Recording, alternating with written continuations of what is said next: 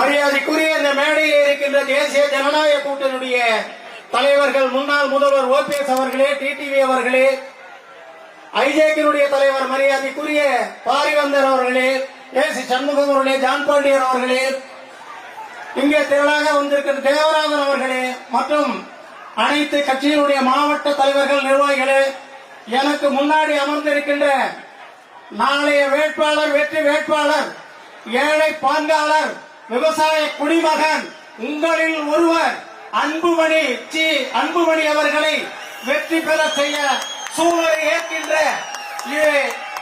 தெற்கே இருக்கின்ற ஒரு சங்கமம், வங்கக்கடலா அரபிக்கடலும் இந்திய பெருங்கடலும் ஒன்றாக சேர்ந்தால் எப்படி இருக்குமோ அப்படி ஒரு கூட்டம் இங்கே கூடியிருக்கிறது என்று சொன்னால், இதை பார்த்த உடனே நம்முடைய எதிர்த்திருக்கின்ற திராவிட முன்னேற்ற கழகத்தினுடைய அரசு தோல்வி முகத்துக்கு போய்விட்டோம் என்கின்ற எண்ணம் உருவாகும்.